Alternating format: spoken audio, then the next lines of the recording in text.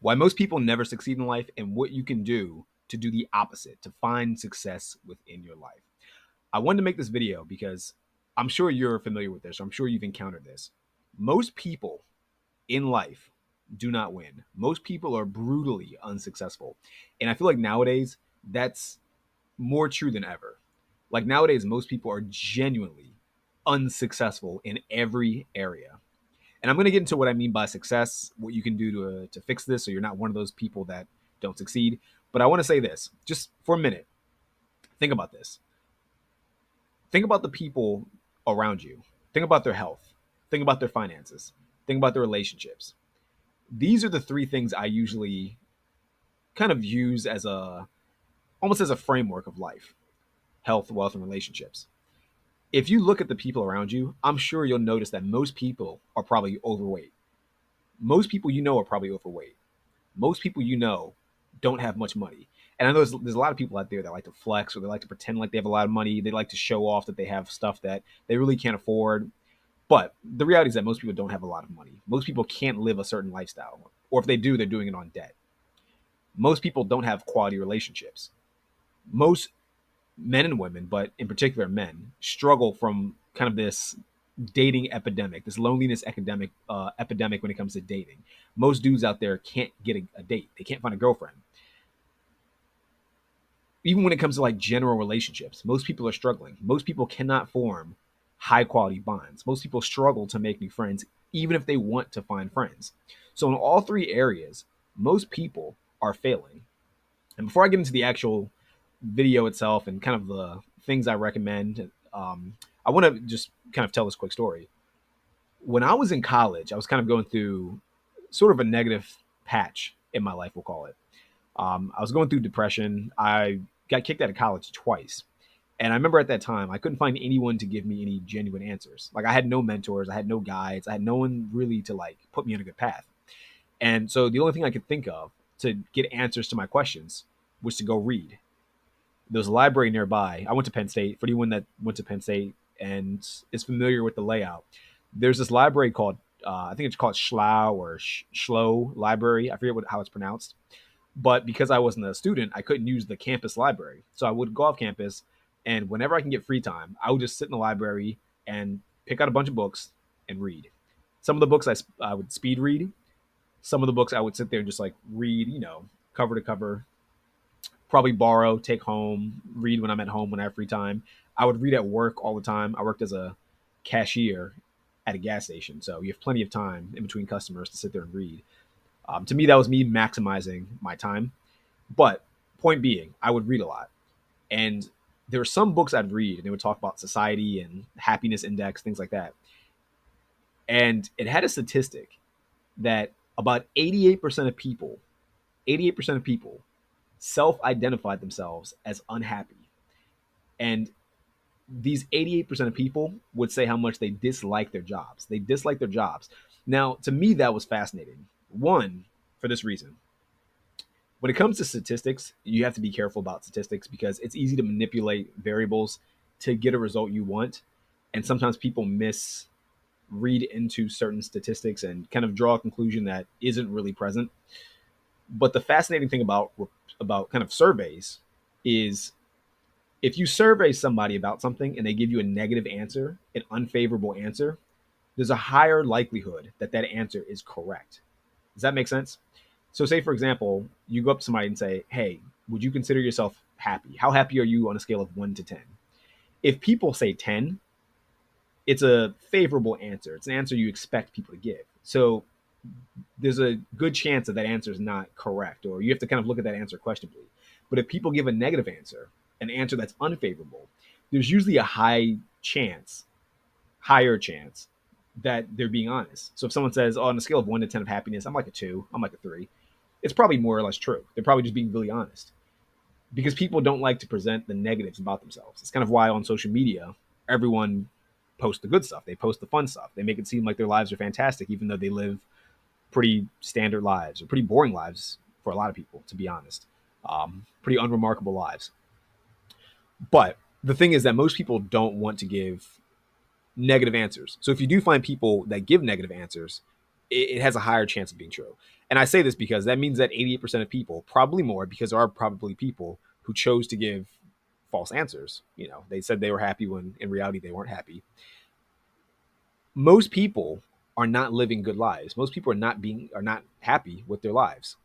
So it's important to kind of reverse engineer why they're not happy and do the opposite. Kind of learn from their mistakes and correct it for yourself. So I don't know. I just found that fascinating that most people are very unhappy. Most people are not successful. Most people are not really being fulfilled in their lives. And when I saw that, it kind of got me thinking, like, why are so many people unhappy with their lives? Why are so many people in these jobs forever that they just don't like? Like, your work is most of your life. It's arguably like 60% of your life at least, like just going to work. So at the very least, if you're going to work and do something, you should at least somewhat enjoy it. Um, but yeah, that's one of those things I found to be super interesting. And then kind of over the years, when you kind of just start to talk to more people, you kind of see more people. In my own business, Productivity Accelerator, I have clients and you kind of talk to your clients. You start to see patterns about why most people do not succeed, why most people are not happy. So in this video, what I want to do is kind of present what I found to be true for most people and present to you some solutions that you can implement, some very practical steps that you can implement. So that way you're not one of these people. So you're not like the majority that's super unhappy or super unfulfilled, any of that. Does that make sense? So with that being said, like I mentioned, I've spent years helping people in my Productivity Accelerator business. I've helped thousands of people with their productivity and improve their lives. And one of the core messages I like to spread is what's called eudaimonia. I kind of mentioned this earlier, but pretty much eudaimonia, health, wealth, relationships. It's you building up your health to optimal levels, you building up your wealth to optimal levels, you building up your relationships to optimal levels. I'm not going to get super deep into what the concept of eudaimonia is because I've done so many different podcasts and so many different videos kind of going deeper into those topics. So I recommend watching one of the podcasts I've been a guest on to get more of an idea of what eudaimonia is. I think it's a life-changing concept. But to me, that's the ultimate framework that you can kind of it's the ultimate framework that you can kind of look at if you want to improve your life. Now, as far as the traits that I've identified that kind of separate the successful from the unsuccessful, there are quite a few. But before I get into it, I do want to share this with you. Why should you listen to me? Who am I? Why should you listen to me? Now, I kind of touched on this a little bit, but back in the past years ago, I had a kind of different bouts of depression throughout college. I was fat. I was single, not because I wanted to be single, super single, broke, like broker than your standard college student. People always say like college students are broke and people expect it. I was beyond broke. And I think a big part of that was that when I got kicked out twice, it kind of forced me to be in the real world, like the real world, so to speak. And when I say real world, I mean the world where you have to actually work, where you have to pay your bills, where you have to take care of things like insurance. It was very jarring because literally like months prior to that, I was out going to parties, I was out drinking, having fun, doing all this stuff. And then like you get this letter, at least in my case, I got this letter in the mail from the school, and it pretty much said very politely, don't come back. Like you can't live on campus, pack your stuff, get out, don't come back until you pay your tuition. And for me, that was the reason why I got kicked out. I owed a little bit of money for my tuition. I think it was like a few $1,000s, like 4,000, something like that, 3,000, and they kicked me out. So kind of forced me to be on my own.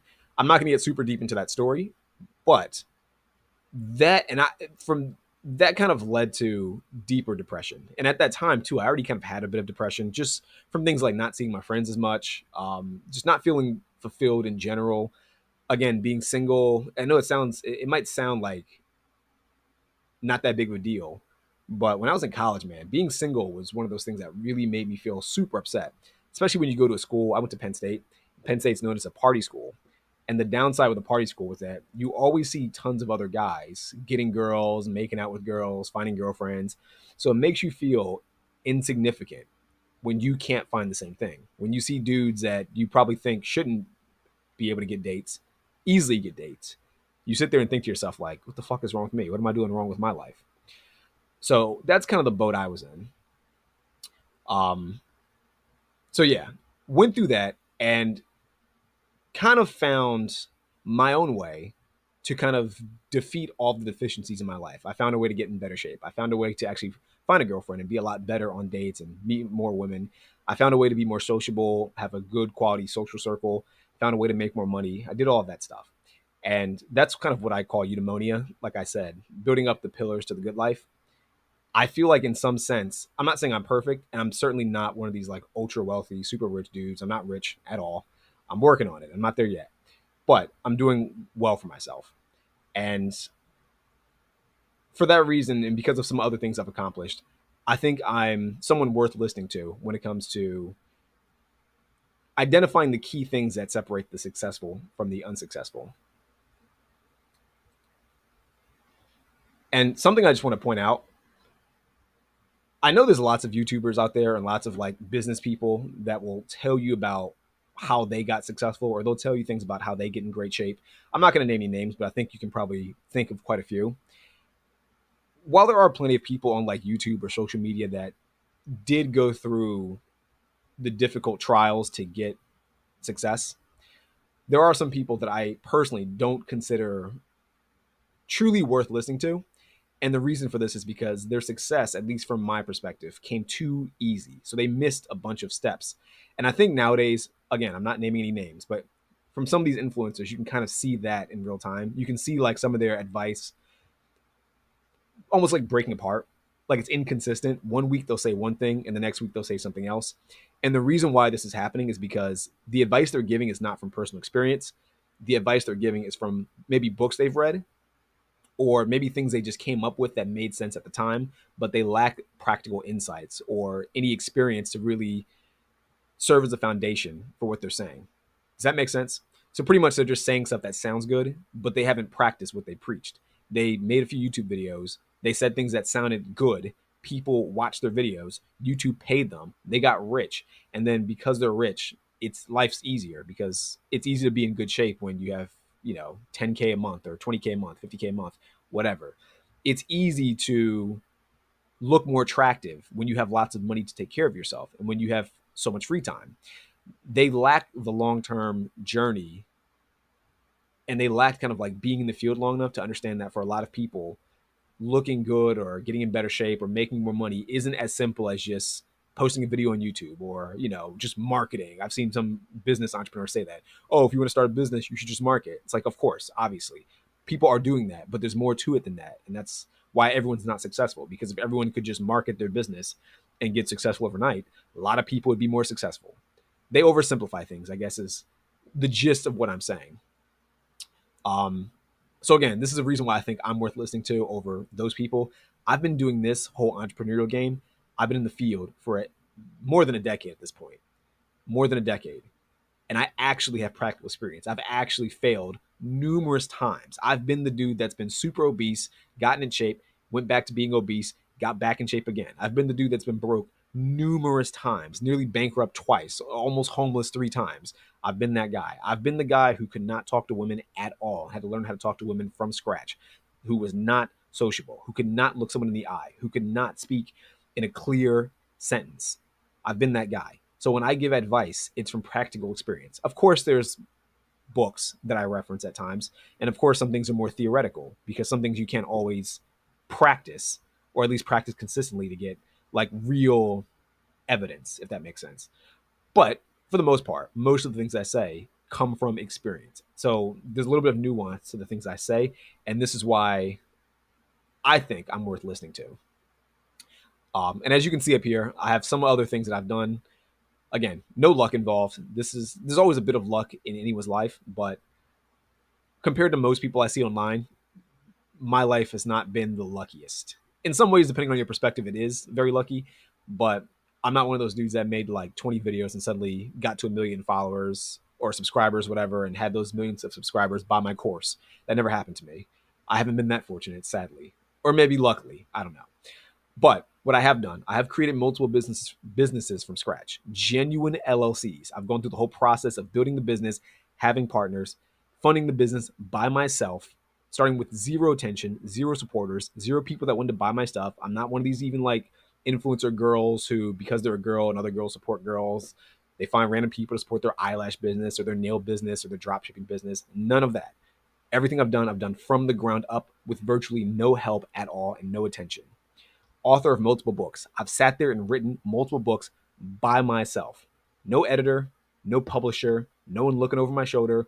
I've hired accountability coaches in the past, but they didn't help me so much with the books. I've done it all myself.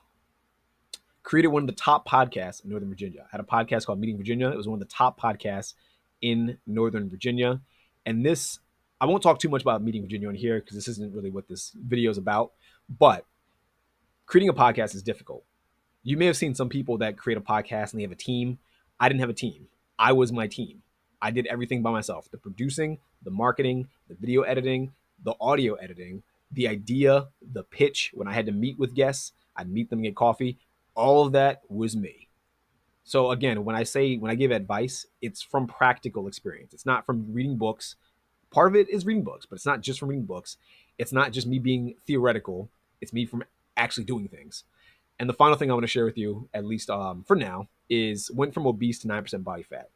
Long story short, when I was young, I had bad health issues and I had to kind of take these steroids. They weren't anabolic steroids, but they were steroids for I had really bad asthma. So they were steroids to kind of counteract my bad asthma. But a side effect of the steroids is that it made me gain a lot of weight. So I was really obese when I was younger. And once I started to dive into exercise science and kinesiology, and yes, I did take classes in college on kinesiology and exercise science. Um, I've read, this is one of those things I did read books on too, a lot of books. I read the bodybuilding of Arnold Schwarzenegger, but I actually did go to the gym. I actually do have practical experience. And a lot of the stuff I say, even when it comes to fitness advice, is from practical experience. And it might counter stuff you might read in a book. This is not a fitness video, but I just wanted to bring that up. Went from 9%, went from obese to 9% body fat. And the reason why I bring up that number, 9% body fat, is because one, most people aren't even in shape. In America, at least. Most people in America aren't even in shape. So if you even go to the gym, that makes you exceptional compared to most people. And if you manage to exercise consistently and gain a little bit of muscle, that makes you super exceptional. And if you manage to get a six pack at all, or even lose weight and not be at like 50% body fat or 30% body fat, that makes you super, super exceptional. I got to 9% body fat and I've done this consistently. I've consistently been able to go from having a six pack to gaining weight for bulk to getting back to a six pack. So just again, to prove that it's not luck, this is something I know how to do. These are all things I know how to do. I've done multiple times. And this is why I think I'm the person that can share this advice with you. So that way you can do this yourself. Now, I want to start with this because before I give any advice at all, I need you listening to understand this very crucial point. The truth about success. Success is relative and subjective. And I cannot stress that enough. You're going to see a lot of people on YouTube or on your different TikTok videos or social media or books, whatever, and they're going to tell you what their definition of success is. And usually it involves money. While I do think that having money can be a part of success, and while I do think that in order to kind of be fulfilled in life, you do need to have a certain amount of money, do not allow these people to suck you into the idea that you need to be a multimillionaire or billionaire to be successful. Success is relative and it's subjective. And the key thing is that you need to figure out what success is for you. And I think this is a big reason why so many people are unhappy. It's because they never sat there and truly defined what success is for themselves. They listen to what other people consider success and they try to model that or they try to emulate that or they try to strive for that definition. And they either get that, version of success and find that it's not worthwhile, they're unhappy with it, or they don't ever hit that version of success because it's not a realistic version of success to start with. It's kind of almost like an illusion that people create, like a carrot almost, kind of like a carrot on a string. Like you're on the treadmill chasing this carrot on a string, and you can never truly achieve the goal. You can never truly get the carrot, but you'll always spend your life thinking you're going to get the carrot. And because you can't actually get the carrot, you're going to be forever unhappy. The carrot is not success. Whatever you choose to be success is success. I want to make that point super, super clear. You're going to listen to some people that are bodybuilders, and they're going to say being the most aesthetic guy on the planet is success. This is not true. You're going to see some, people in the finance industry on YouTube or some entrepreneurs, or maybe your Andrew Tates or your Hamzas, whatever. And they're going to say being super rich is success. This is not true. You can be not rich and still be successful. You're going to see people on the internet, maybe in the dating space, in the red pill space, whatever. And they're going to say that being a playboy, sleeping with endless 10 out of 10 girls, always being single or whatever is going to make you successful. This is also not success. It could be a part of what you define as success, but these things inherently are not successful. You need to define what success is. So I say this because I want you to understand that everything I'm going to say from this point forward comes from the lens of you sitting there and defining what success is for yourself. I'm going to share some tips, and they're going to be tips that you can apply to your life. But in order for them to be applicable, you need to define what success is first. So I highly recommend, if you're watching this video and you haven't sat there and like really thought to yourself, what does it mean to be successful? Or at least what do I define as success? I highly recommend you stop the video right here, right now. I don't care about likes. I don't care about subscribers. I don't care about any of that stuff. Stop the video right here, right now for an hour or so. Grab a piece of paper, notebook, use your phone, use like the notebook app in your phone, whatever you want to use, and just define what success is for you. Like, ask yourself, in the next 10 to 20 years or 50 years, whatever, if you're in your deathbed and you were successful, what would that success look like? Does this make sense? So highly recommend you do that before you watch the rest of this video. Otherwise, everything I'm going to say to you is not going to be beneficial to you, and it's not going to help you. And my goal here is to actually help you. I'm not like these other people on YouTube that just want to like sell you stuff and, bullshit you, any of that stuff. I actually want to help you. So do that first before you watch the video. But when you do watch the video, and hopefully by this point, or I should say not when you watch the video, when you do define what success is for you, you'll be, you can listen to this part of the video and we'll get into it. So what I've identified is that there's 5 steps you need to succeed. There are 5 things that most people lack. And because they lack these 5 things, they do not find success. And these are the 5 things right here. Super clear for you to read, super clear for you to understand. People do not succeed in life because they have 1, they have no goals. 2, they have no plans. 3, they don't have a system. 4, they don't have an identity. That's a key one. When I get to that one, please listen to that point carefully. They have no identity. 5, they have no accountability. And so what do I mean by all these? I'm going to sit there and identify each of these 5 points and kind of go more in depth. Now, when it comes to goals, you need to have goals in life. I found that so many people lack goals. Most people don't know what they're doing. I think the other day, actually, maybe it was this week or maybe last week, I forget when, I posted a video on my Instagram, and it's kind of this like animation of this guy. He's a kid and he's super happy. Then he's in high school. He's super happy. He's in college, super happy. He's going through like those typical things you experience in life, the ups and downs of life, getting a girlfriend, getting your license, graduating, all that stuff. Then he gets to adulthood. And in adulthood, his life is on repeat. He's at work all day, every day. And like behind him is this like calendar. And you can see the calendar, the days on the calendar flipping by. So time is passing by. You see the character getting older. And as he gets older and as time passes by, he gets more and more depressed. He just stays at his job, always depressed. And I saw that video and thought to myself, this is the average man. This is the average person, really, but especially the average man. He's spending his entire life on repeat, watching his life go by unhappily. And the reason why he's in that position is because he lacks goals. If you have goals, you have a destination. Please understand that point. A goal is simply a destination.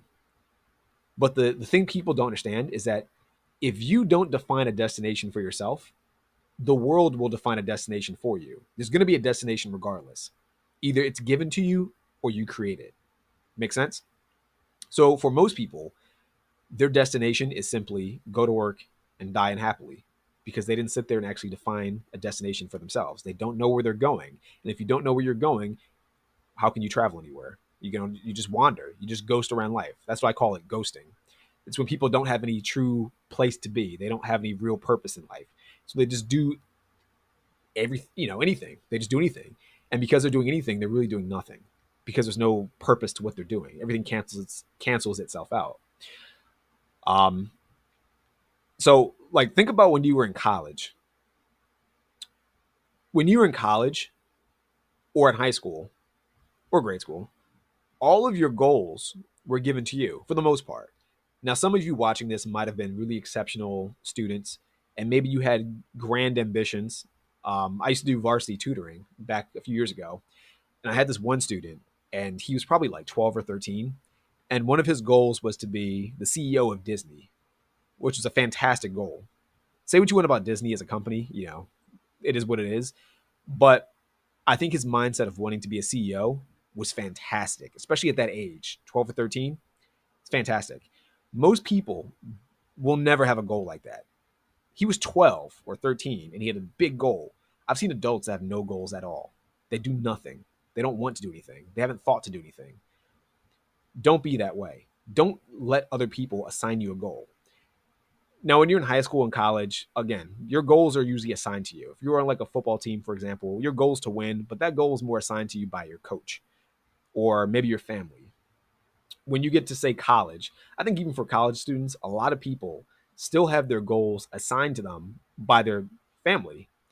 I knew a lot of people in college, man, and they were taking majors that they weren't super interested in, like engineering, for example. And the reason why they were doing it is because their parents wanted them to do it. I'm sure if you're watching this, you know a ton of people who are doctors or lawyers, not because they wanted to be doctors or lawyers, but because their parents forced them to do it. Maybe some dude's dad had a law firm and he was like, oh, yeah, everyone in our family becomes lawyers. Or you might know someone, and I've seen this true with people who are foreign, people who are like Asian or Indian. I've seen this a lot. I've had many friends who fall into this category where their parents want them to be like doctors or something like that. And the kid doesn't want to do it, but he feels like he's obligated, he or she is obligated to do it because his parents or her parents want them to be doctors or lawyers or engineers or whatever. Now, of course, I'm not going to say disrespect your parents. I'm not going to say disobey your parents, but I am saying that to an extent, it's your life. So you have to define what you want out of your life.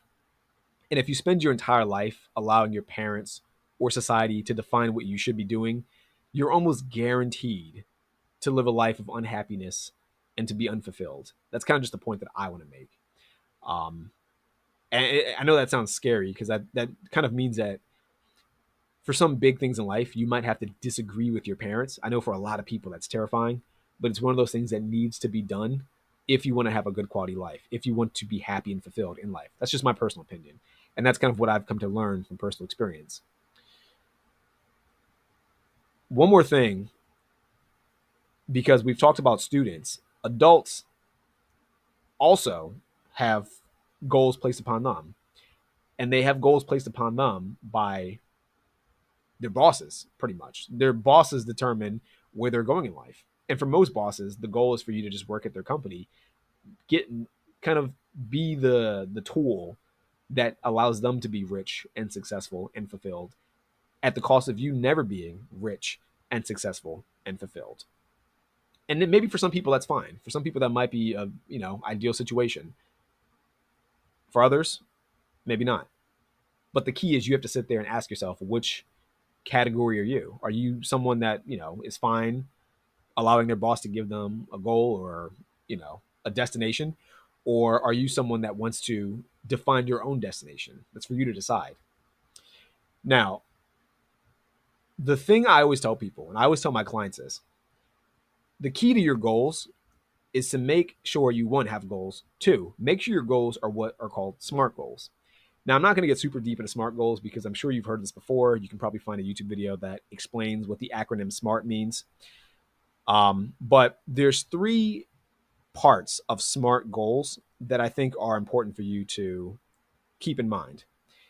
And the ones you want to keep in mind are to make sure the goal is specific, make sure it's measurable, and make sure it's timely. And by timely, what I mean by that is have a deadline. So yeah, I think this is super important. Again, make sure it's specific, make sure it's measurable, and make sure it's timely. And this is usually if you're someone watching this and you have no goals at all, like maybe a light just switched on in your brain and this is the first time you've ever thought to have goals, that's perfectly fine, by the way. If it is, this is what I recommend people do. Make a list of goals. Literally put on like a timer for like 20 minutes and just jot down goals. They can be as specific or as ridiculous or whatever is possible as you want. I've done this before in my own life. And some of the goals I had on my list was like party with Justin Bieber, meet these celebrities, go drive a Ferrari, go own like a Corvette, just whatever comes to mind that you think is cool. Write it down. Like Just brainstorm whatever goals you can come up with for 20 minutes to an hour. I would say maybe about 20 minutes is probably ideal. You don't need to wait to take too much time on this right away because you're probably going to refine your goals over time and over the months and years, whatever. But just if you don't have any goals, take a few minutes to like jot down some goals. Then, once you've kind of taken 20 minutes to jot down those goals, however many goals you come up with, narrow your list down to five. Narrow down all of the goals you've come up with to five goals. And the key thing I want you to consider is make sure that those five goals fall into the categories of health, money, and relationships. And I'm not saying that all five of those goals have to fall into all three categories. What I'm saying is that the sum of those five goals should all fall into at least one of those three categories. So you can have like three goals that are money based goals, one that's health based, one relationship based. You could have, two that are money based, two that are relationship based, one that's health. It doesn't really matter, but out of the five goals, you should have at least one per category: health, wealth, relationships. Hopefully that makes sense.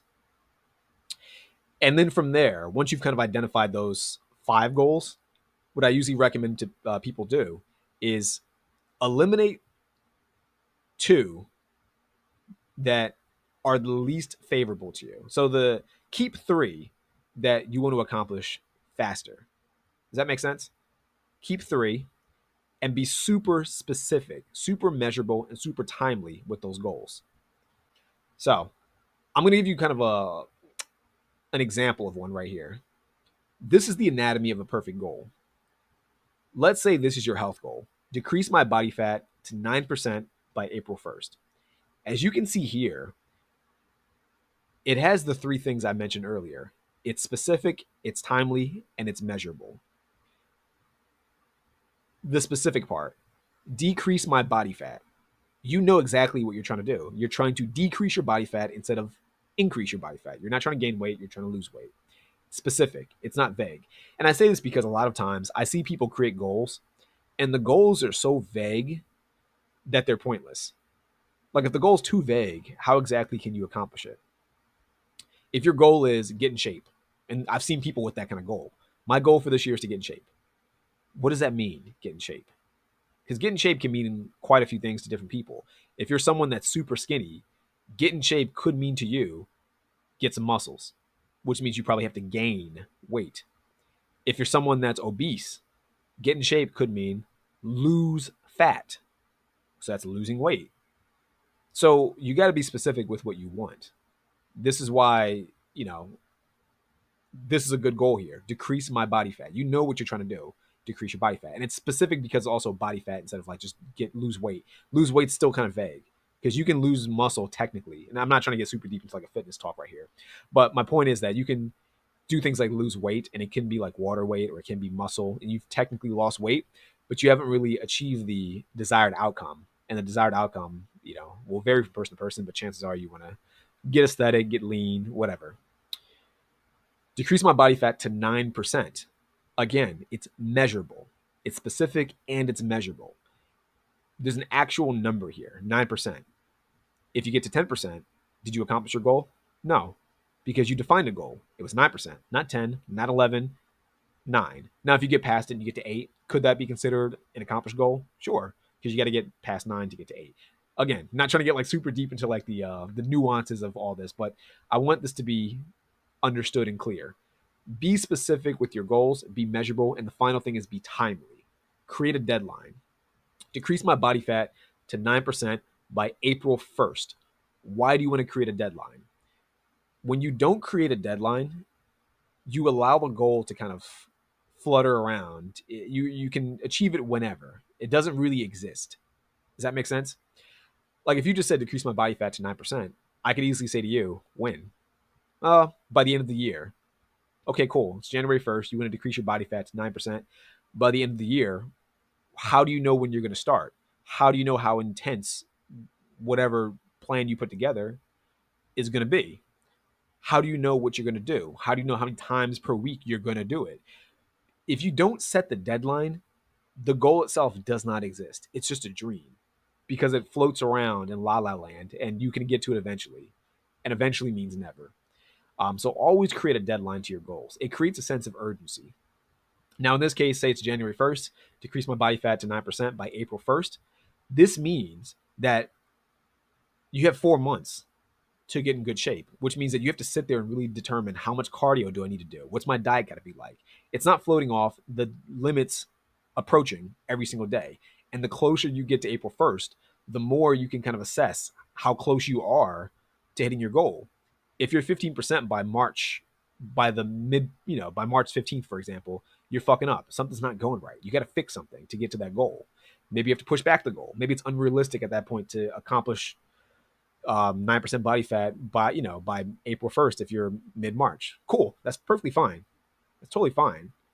This is how goals operate. They motivate you to make progress. But the key thing is a deadline needs to be present in order for the goal to actually exist. So I don't want to harp on this point too long. Hopefully you understand this. A goal needs to be specific. It needs to be measurable. It needs to be timely. I think those are the most important aspects of a goal.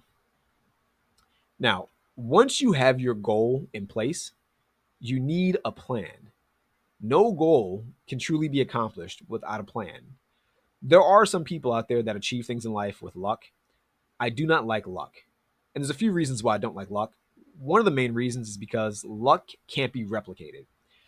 I've seen people who make money, say, for example, they have a business, and say, for example, they have a brick and mortar business, they create a restaurant, they put the restaurant up, they don't know what they're doing, they don't market, they aren't good with staff, but maybe their food is just really good. Or maybe they put their restaurant in a spot that has high traffic, and they didn't predict this, they didn't account for this, they didn't plan this, they just happened to put their restaurant in a spot with a lot of traffic. Now that's fine in the initial phase because maybe when they first open up, they're getting like tons of customers, making tons of money. They think they're a genius of marketing. They think they're a genius business owner. Cool.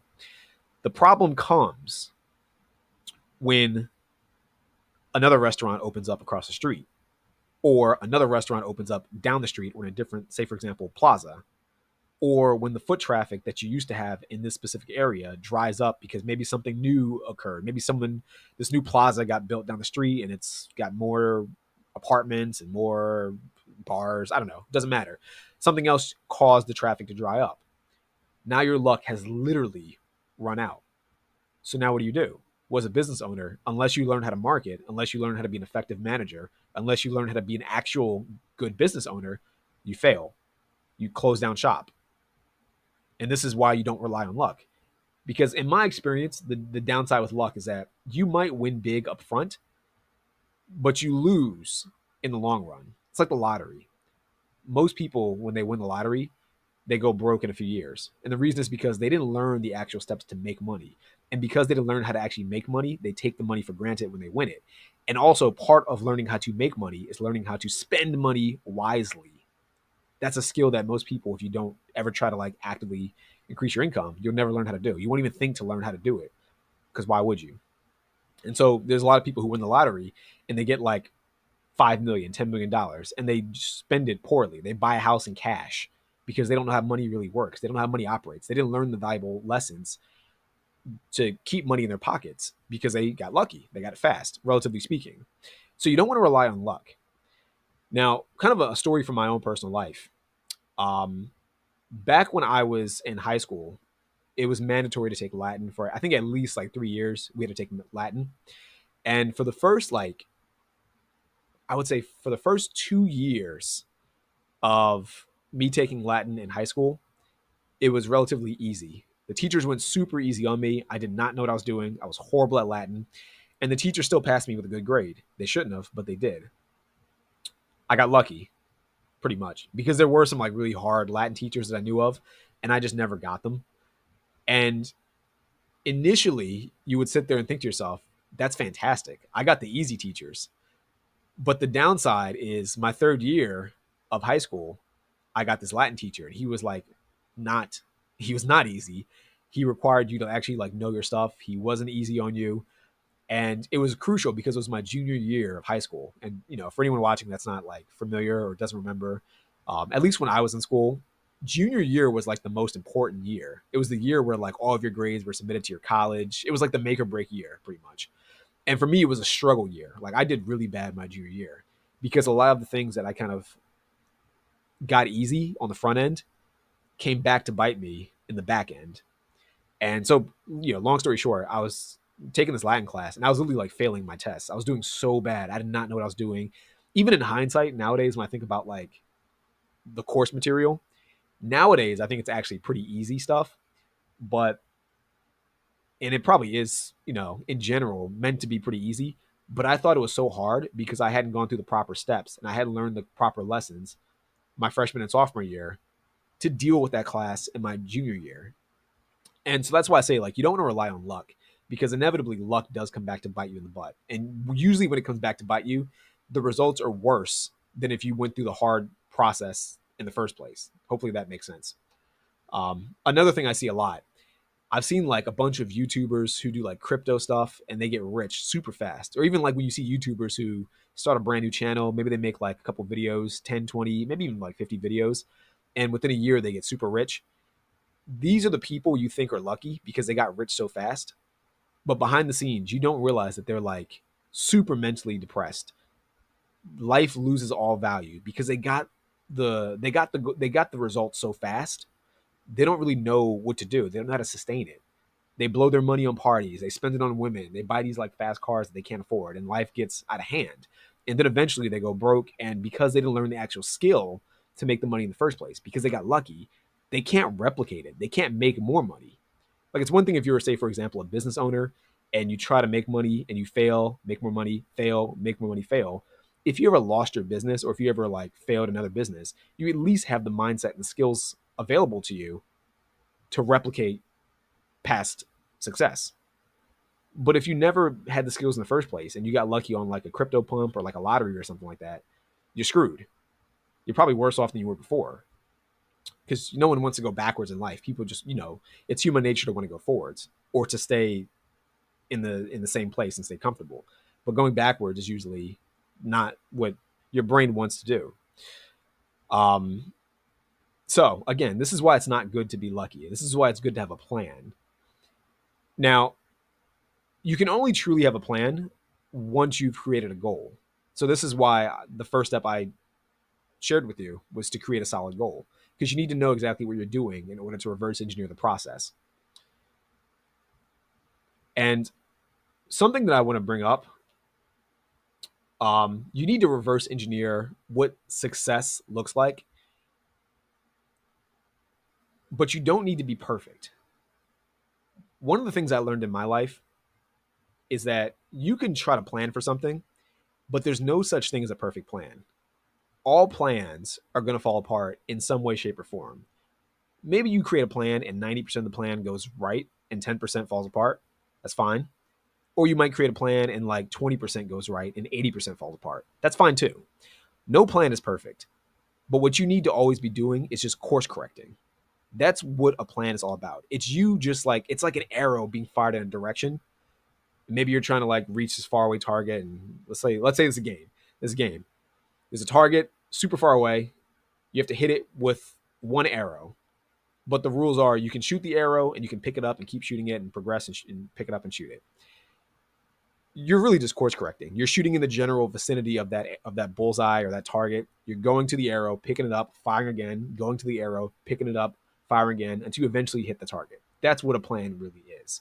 A plan isn't you just shooting the arrow and hoping that you get it in one shot. Does that make sense? Or I guess a better analogy is like golf. It's kind of how golfers are actually. When you play golf, you start really far away from the hole, you hit the ball, and you keep moving closer and closer to the hole until you eventually get the ball into the hole. Can you get a hole in one? Sure. Is it highly probable? I'm not a golfer. I would say probably not based on what I've seen. But hopefully you get the point that I'm trying to make. One thing I do want to share with you, by the way, when I say reverse engineer success, because I've had clients and I've had people on social media kind of ask me this question, and they say to me, well, how do you know how to reverse engineer the process? Like, say, for example, you want to be in great shape. How do you know exactly what to do to get in great shape? And my suggestion is this: find people, let's say, for example, you want to be super aesthetic.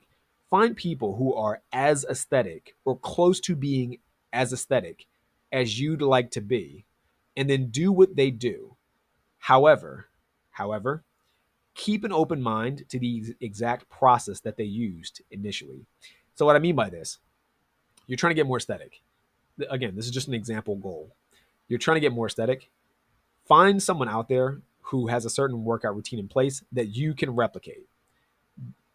But be cautious of the people that use steroids to get in great shape, unless you want to use steroids. But my point being is if you don't want to use steroids, then don't listen to people that use steroids, or at least listen to people that always use steroids. Because there's some people that barely work out and they take steroids like initially after like their first couple months of working out. They get super big really fast, and you think they're a lifting genius. The reality is that they just have drugs. They're just using drugs, so they're not really worth listening to. I'm not saying that they have bad advice. I'm just saying unless you also plan on using steroids, don't listen to them because you're not going to get the same results as them. And maybe the things that they can pull off, you can't pull off. So the advice isn't practical for you. Does that make sense? Like you can listen to Arnold because Arnold wasn't using steroids like his entire bodybuilding career. He used it more towards like the end of it. And he has like actual results, to demonstrate his success in the long run anyway.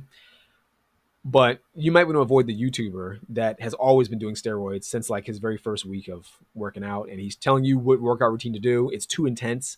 And the reason why you can't do it is because you're not on roids, so you can't recover as fast as he can. Just keep an open mind about the advice you get. My personal suggestion, find people who are on the path that you're trying to go on, or find people who have accomplished exactly what you want to accomplish within reason, of course.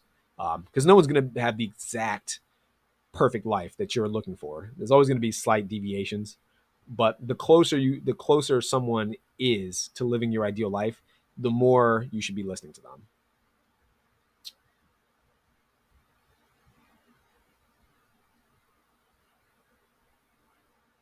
And yeah, one more thing about creating a plan that I want to bring up. Um, I've been guilty of this, and I've seen tons of people that I know do this. Don't I kind of mentioned this already, like coming up with a perfect plan. Don't do that. Don't try to create a perfect plan. Think about golf. You're just getting closer and closer to the destination. There's a good general. I forget the general's name. There's a general that once said, "A good plan today is better than a perfect plan tomorrow." I was gonna say it's Winston Churchill, but it's not Winston Churchill. I cannot remember his name. It's gonna bother me. But regardless, the quote is 100% true. It's better to have just a good plan today than to procrastinate and try to come up with a perfect plan because the perfect plan will never come. So you'll never actually accomplish anything. So that's my recommendation when it comes to creating a plan. One thing I always say to people too, get a planner. Like if you watch any of my YouTube videos, if you watch any of my social media videos, if you're a client of mine, you've heard this, get a planner. It's super simple to get. They're super cheap. I have one for free, shameless plug. In the description below, you can download it. It's super free. It'll walk you through the exact process of how to use a planner. I have a video that goes along with it that kind of walks you through how to outline your day effectively, the steps I recommend. You don't have to use my planner, but I do recommend getting a planner, whether that's your calendar app or just a piece of paper with every hour on there. You can make with random typing paper, whatever, doesn't matter. Get a planner, plan out your day. The reason why you want to do this is because you need to be able to see what you've done in a single day and sort of course correct. So like a lot of people I meet and a lot of people I coach, what they'll say is, I'm super productive, but I don't know why it feels like I'm not getting stuff done. So I'll say to them, go on your planner, like use your planner, pull it out, and tomorrow outline your entire day. Like record every single thing you do for every hour. And then come back to me the day after that, or come back to me the next week or whatever after that. And when you go to look at their planner, what you find is that they think they're being productive because they're just doing random stuff, but they're not actually doing productive stuff. They're not doing things that actually matter. They're wasting their time on social media. They go from social media to maybe like 10 minutes of work. Then they bounce to a phone call that doesn't really matter with their goals. Then they do a little bit more work. Then their friend talks to them, have another conversation that doesn't matter. Then they're back to work. Then they get tired and take a break and watch TV or watch some YouTube, some bullshit YouTube video. Then they come back and do like 10 minutes of work. They're doing these sporadic bursts of work and they think that's productivity when in fact they're really just worked like 40 minutes in a single day. Like 40 minutes of actual work in a day. It's not even like good quality work. It's like low quality work. You do not want to be that person. And this is why the planner is so important. Because with the planner, you can sit there and like at the end of the day, when you go to review what you've done, and this is what I recommend people do, I recommend they sit there at the end of their day, 9 p.m., 10 p.m., whatever, and just look at everything they've done and ask themselves, did I get done what I said I was going to get done? And if the answer is no, well, now you got a problem, but you can fix your problem because you know what problem exists. If the answer is yes and you're doing fine, then continue doing what you're doing. So again, get a planner. Like, trust me when I say this, it's one of the most effective tools you have in your arsenal to create a successful life for yourself and actually get more stuff done. Now, let's imagine you're an absolute beginner. This is your first time like really coming up with some goals, really trying to sit there and like actively execute on your plans. This is my recommendation to you. Don't overdo it. Do you remember how I suggested having 3 goals? If you're a complete beginner, pick one goal. Just narrow all of those goals down, even those 3 goals, to just one. Pick one goal and do what you can do, like reverse engineer the steps to accomplish that goal. Do the most important thing every day. So, if that doesn't make any sense, here's an example. Imagine you want to start a business. That's your main goal. Start a business, maybe make 10K a month. You find someone who's reputable and you find someone that gives you good advice. You stumble upon Alex Hormozy. Cool. Alex Hormozy recommends if you want to start a business, the thing you need the most are leads. How do you do leads? He gives you a list of suggestions in his book, Lead Magnet, $1 Million Lead Magnet, whatever it's called. You decide that the best thing that you can do based on your own personal lifestyle, whatever, is DM 50 people a day or 100 people a day, I think is what he recommends people do. You want to DM 100 people a day. My suggestion, you have your goal, get 10K a month. You know what to do. DM 100 people per day.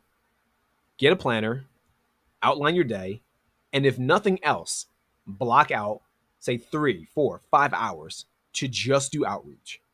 That's it. That's it. Just do that. Start simple. I'm not going to get super deep into the psychology of why this is so effective, but my suggestion, just start simple. Just get something done. Get some wins under your belt. And then once you feel comfortable with that win, like with that habit of doing whatever it is that you put in your planner, and once you start seeing some results from that, then you build up. Then you add more stuff to the planner. And then from there, you scale up. Does that make sense? So that's what I recommend. If you're a complete beginner, don't try to overcomplicate this. Get a planner, figure out what the one thing is that will help you get closer to your goal. Put that one thing in your planner, block off enough time to do it. I would recommend 3 to 5 hours at least per day and get it done. Be consistent. Do it at least in a 5-day week. Do it at least 3 times. Make sense? All right. So next thing, get a system. A lot of people I find when they're not, the reason why they're not successful is because they do not have a system. Now, why is the system so important? Your brain power is super finite. Like, I think people haven't really come to this realization. You can only really make a certain amount of decisions per day. Now, I think decision power is like a muscle. Like, the more decisions you make, the better at decision making you get. The more you use your brain to, do A, B, and C, the better you become at it. And maybe instead of just doing A, B, and C, you can do A, B, C, D, E, whatever. Hopefully you get that point that I'm trying to make. But you have a finite amount of brain power. I would say almost imagine it like points. Like, you start the day off at like 1,000 brain points. Imagine it's like an RPG or something. It's kind of like in RPGs, you have like magic points or health points. In real life, you have brain points. You start the day off with 1,000 brain points. Every time you do something, you lose brain points. So you want to figure out what you're trying to wear that day. That's minus 100 brain points. You're trying to debate what you want to eat. That's a minus 150 brain points. You're stressed out about, I don't know, something that some dude on social media said to you, minus 50 brain points. Maybe minus 50 brain points every hour because you keep thinking about it every single hour. Hopefully you get the point. You have a finite amount of brain power. So you have to be very calculated with how you use your brain power. And a system almost decreases the amount of brain power every single action takes. I want that to make sense to you. Your system that you create, which is really your habits, they decrease how much brain points every decision or every action takes. This is why you see some people like a Mark Zuckerberg, or I think Jeff Bezos does this too. They wear the same outfits consistently. Because where most people will sit there and waste like 200 brain points per day trying to figure out what outfit they want to wear, even though it doesn't matter at all and it's super inconsequential, they're smart and they realize if I just wear a white t-shirt every single day, the decision's made for me. So where most people are using like 250 brain points per day, I use zero to wear clothes because every single day the decision is made for me. The decision was made for me by a previous version of myself. So now it's simple and easy. I do the same thing. I'm wearing a white t-shirt today. I wear a white t-shirt, a black t-shirt every day. That's all I wear for the most part. It's less brain points that I have to spend throughout my day, which means that I can make more better quality decisions. I can make more higher quality decisions. I can get more done. So that's part of having a system in place. Now, there's a good book I recommend if you're watching this. If you've never read this, there's a book called The Power of Habit. To me, it's one of the most foundational productivity and time management books out there. It's a relatively old book, but I see that a lot of newer books I've come across or read pretty much reference what was said in The Power of Habit. And one of the key things to understand in this book, The Power of Habit, is that most of your decision making, most of human behaviors and human habits, or most of what humans do every single day is a habit. Like 60% of what you do every single day is a habit.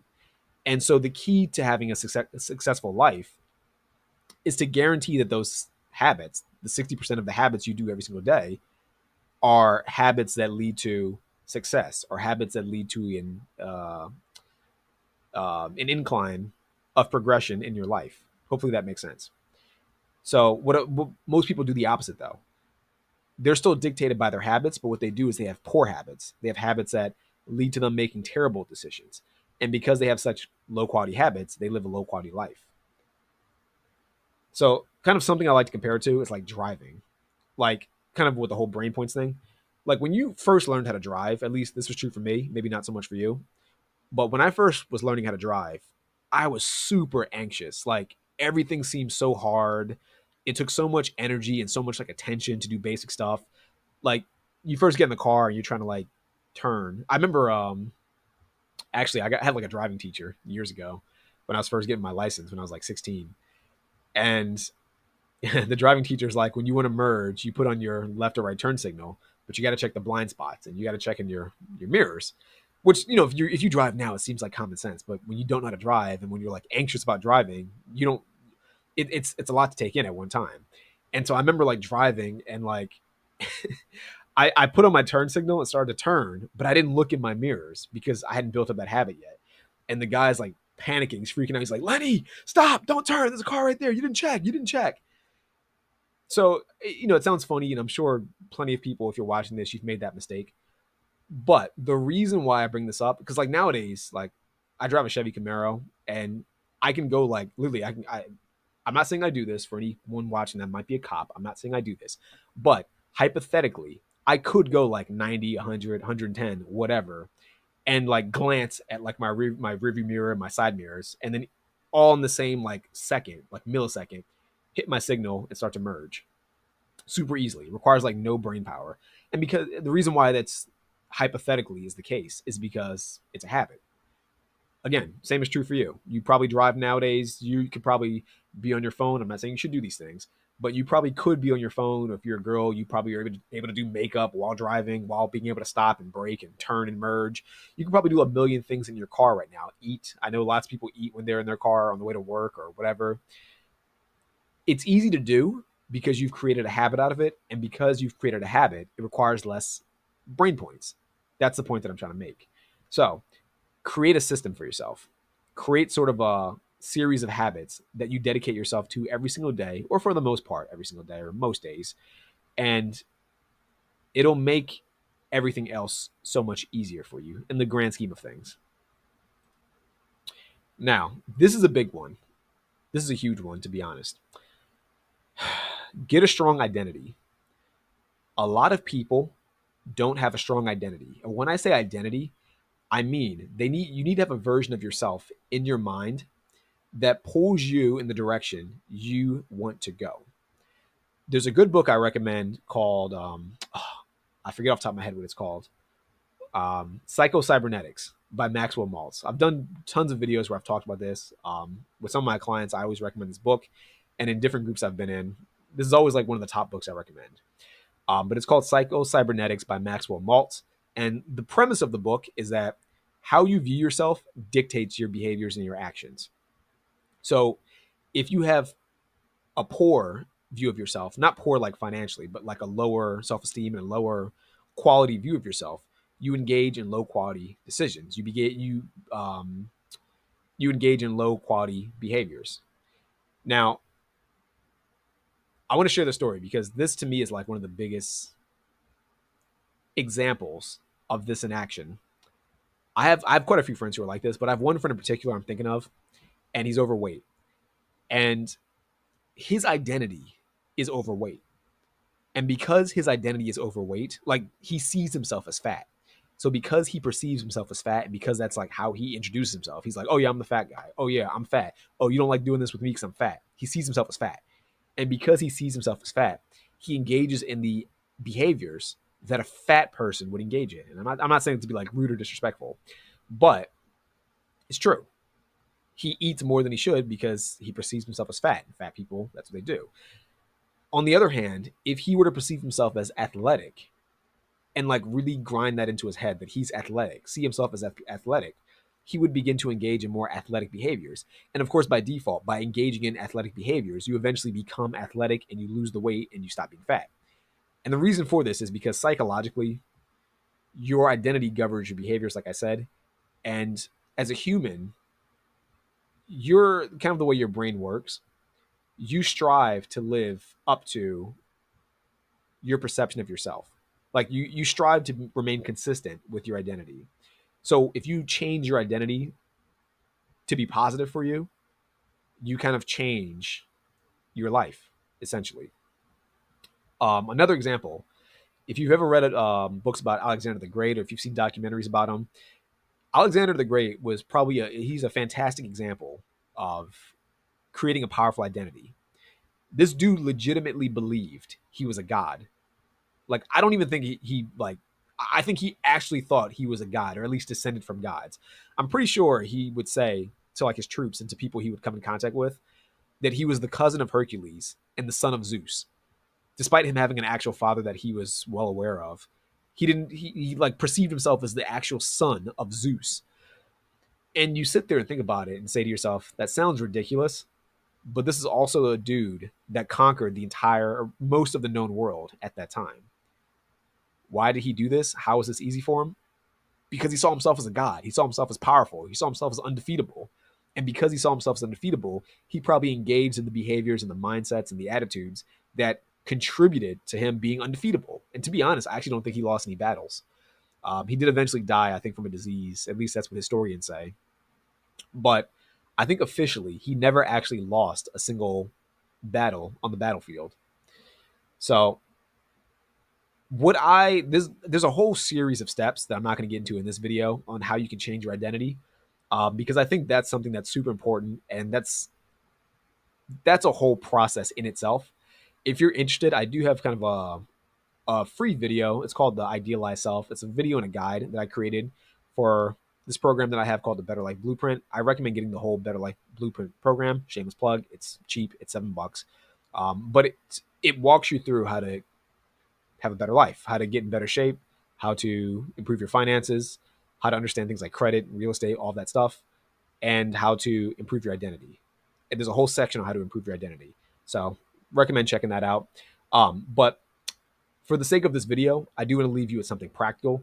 So the main thing I recommend you try to do is when you're trying to change your identity, first start by changing your clothes.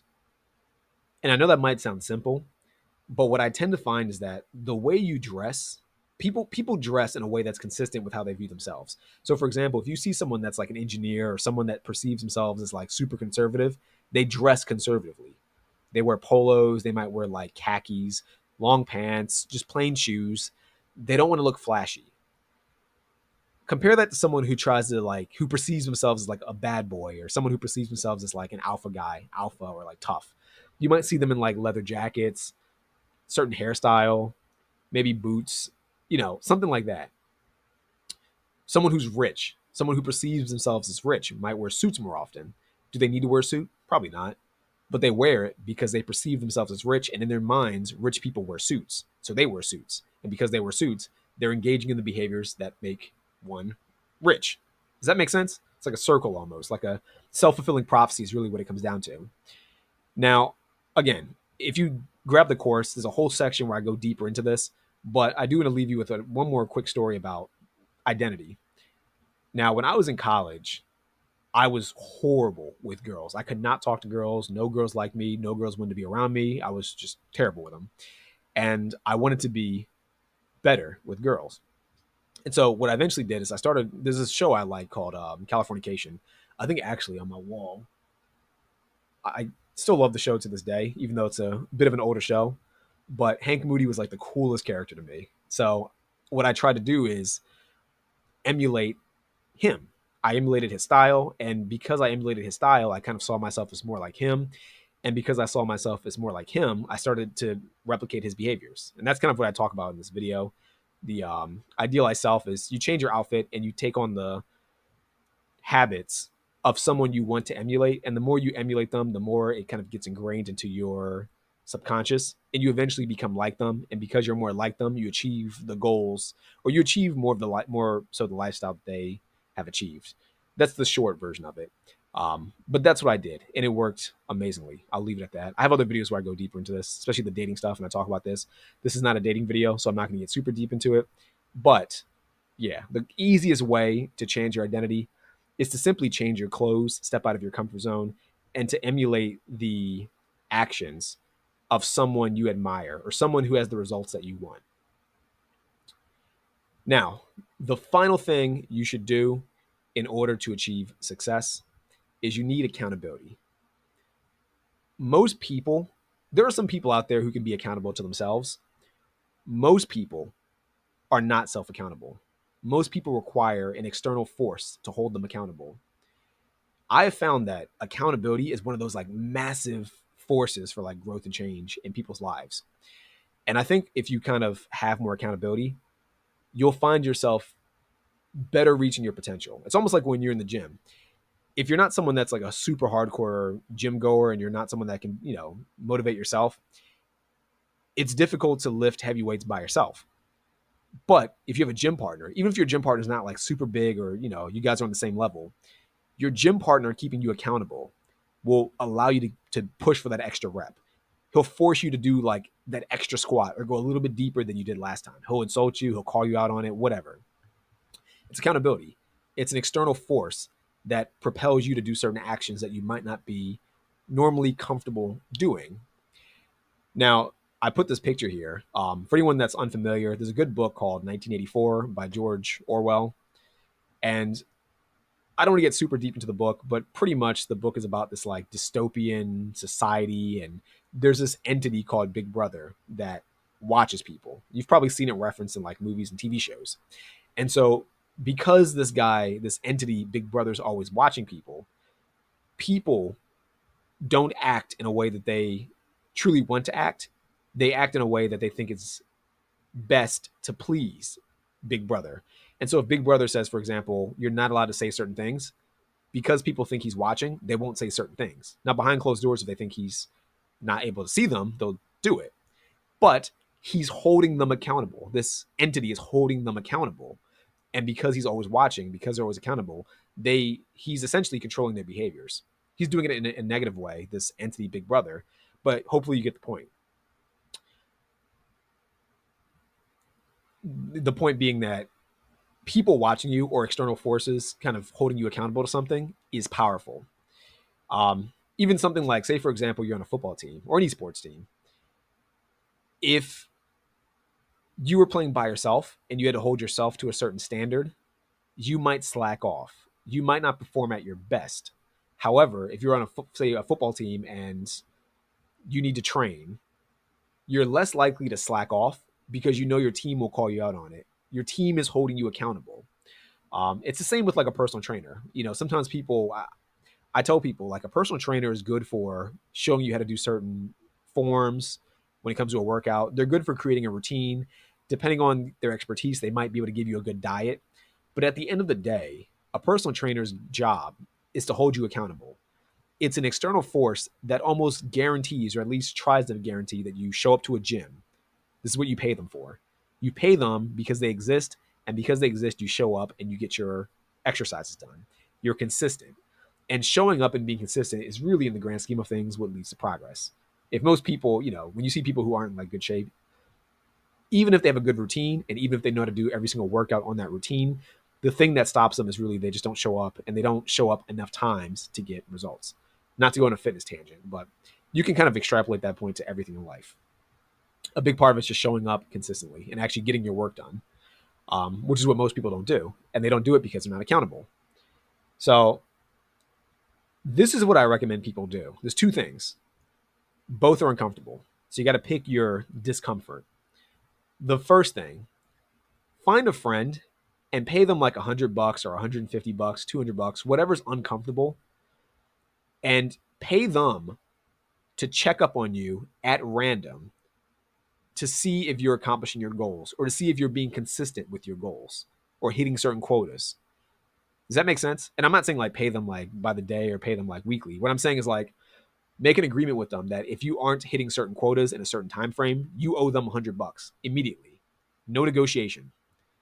So the simplest thing I like to use as an example is like fitness. Like if you want to get in shape, let's say you tell your accountability friend, your accountability partner, hey, I'm going to go to the gym 5 times a week. Now, maybe every time you go to the gym, you have to send a video of yourself working out. That's like your check-in. It's Saturday. You've only sent 2 videos to your friend. It is impossible for you to get 5 days or 3 more days of working out this week. Your friend will chime in and say, hey, bud, you sent me 2 videos this week. I didn't get the other 3. It's Saturday or whatever. Give me my money.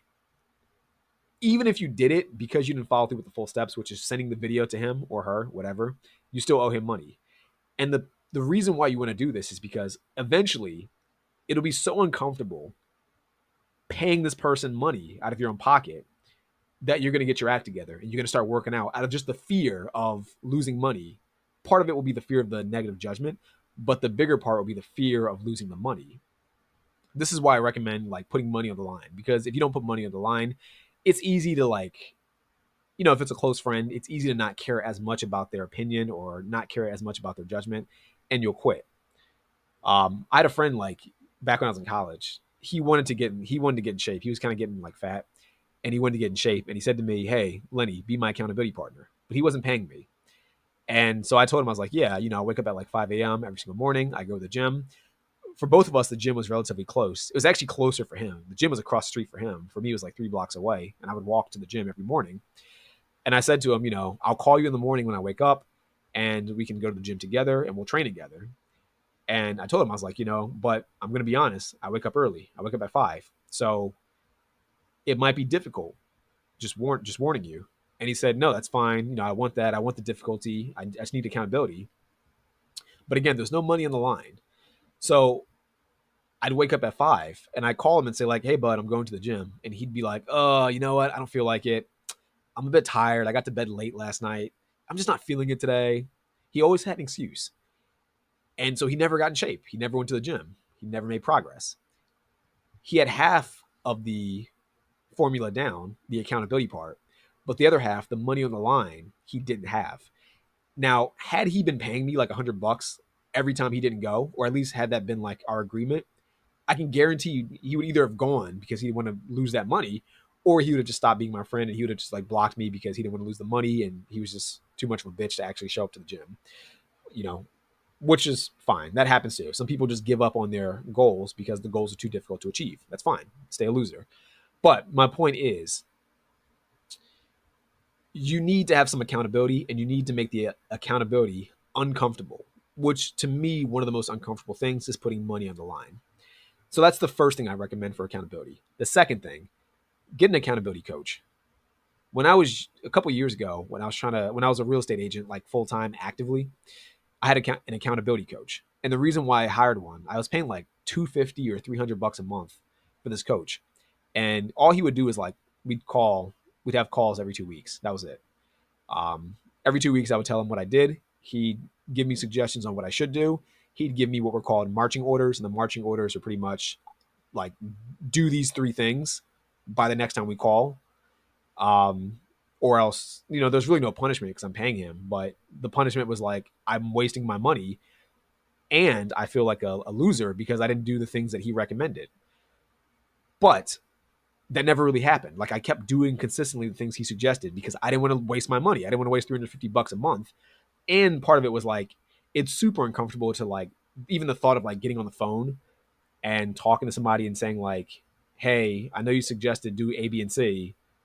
I barely did A, and I definitely didn't do B and C. And I didn't do it because I was a coward, is really what it came down to. Like, you can make excuses and say you were busy, you didn't have time. Really, I would, if this never happened because I did what I was supposed to do, but really the only excuse I could truly come up with had I not done what I was supposed to do is I'm a coward. I was too afraid to push myself out of my comfort zone, so I didn't do it. I didn't do what you recommended.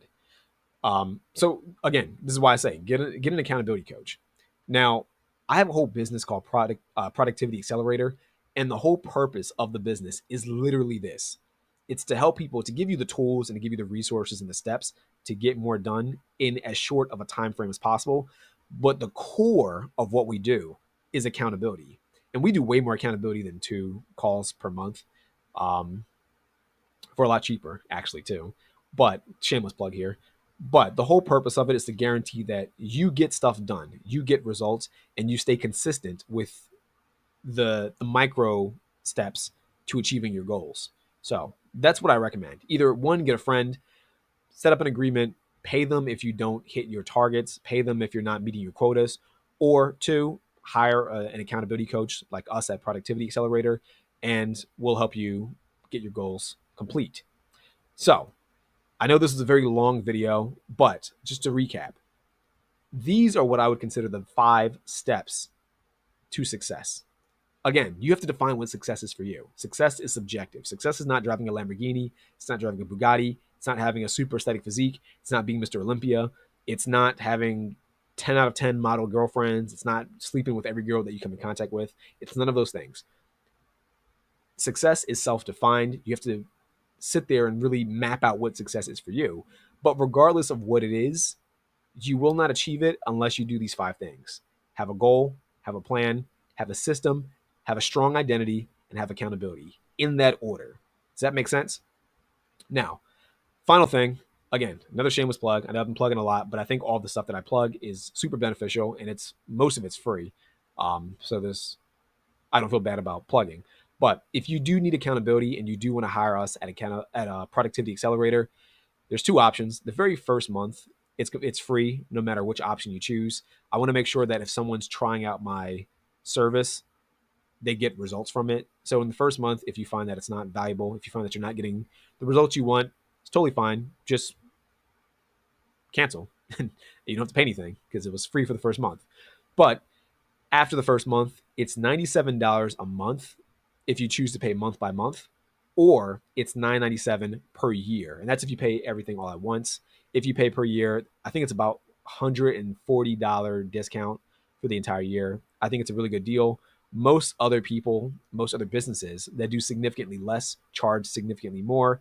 Most of the time, people charge about a couple thousand a month. I've seen people charge like $10,000 per year for significantly less than what we offer at Productivity Accelerator. So I highly recommend our service. I'm biased, of course, but I think we'll help you get a lot more done with a lot less money and in a lot less time. And even if you don't do the subscription service, if you don't continue to pay, you get to keep all the stuff you get in the trial, which is you get access to all my courses for free. You get 2 one-on-one sessions within that first month. You get all of my guides and planners, again, for free. You get to keep it even if you don't pay for the next month or if you don't pay for the year. And you get all of my other tools and resources that I use to become hyper productive without grinding away all day, every day. My goal is to make the act of productivity and success super simple and super fast, at least as fast as possible. So hopefully I'll be seeing you soon in one of our one-on-one sessions. Hopefully you liked the video. If you did, please click the like button and please share this video with someone that might get value from it as well. One more thing too, if you have any questions, of course, leave a comment below. DM me on Instagram at Leviticus Rich. I answer, actually DM me at official Leviticus Rich. That's my sort of official business page. I'll be sure to answer it. Again, you don't have to pay for anything if you don't feel comfortable or if you can't afford it. My goal is not to monetize everybody. My goal is genuinely to get people the help that they need at whatever price point they can afford. So hope this all made sense, and I hope to see you in the next video. Peace out. Bye.